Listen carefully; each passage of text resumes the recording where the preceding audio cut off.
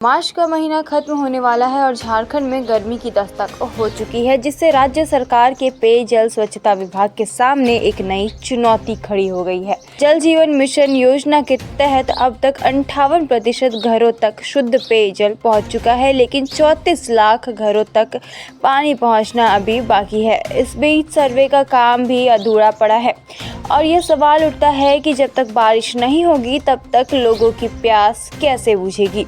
राज्य सरकार का दावा है कि जल जीवन मिशन के तहत 58 लाख घरों तक कनेक्शन पहुंच चुका है, लेकिन कई जिलों में जनप्रतिनिधि आरोप लगा रहे हैं कि सरकार के दावों में कोई सच्चाई नहीं है। जहां विभाग 95% घरों तक कनेक्शन की बात कर रहा है, वहीं स्थानीय नेता यह कहते हैं कि काम आधा भी पूरा नहीं हुआ है। इन 34 लाख घरों तक पानी पहुंचने के लिए सर्वे का काम भी अधूरा है और अब सवाल ये उठता है कि जब तक बारिश नहीं होगी, गर्मी में लोगों की प्यास कैसे बुझेगी।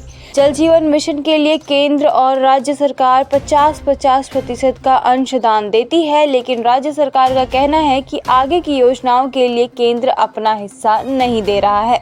वहीं केंद्र सरकार का कहना है कि पिछले अंशदान का हिसाब अब तक नहीं मिला है और बिना उपयोगिता प्रमाण पत्र के नई राशि जारी नहीं की जा सकती। जल जीवन मिशन के डैशबोर्ड पर भी घरों के आंकड़े अपडेट नहीं किए गए हैं, जिससे योजना में देरी हो रही है।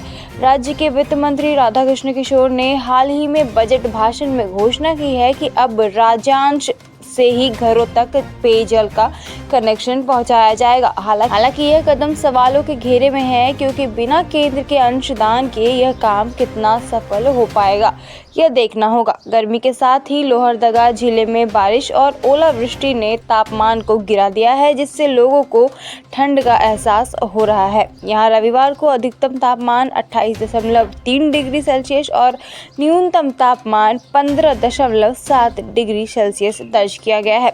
इस मौसम परिवर्तन का असर लोगों के स्वास्थ्य पर भी पड़ रहा है और सर्दी खांसी जैसी बीमारियां बढ़ रही है। किसानों को भी इस मौसम परिवर्तन से काफी नुकसान हुआ है, क्योंकि खेती पर इसका गहरा प्रभाव पड़ा है।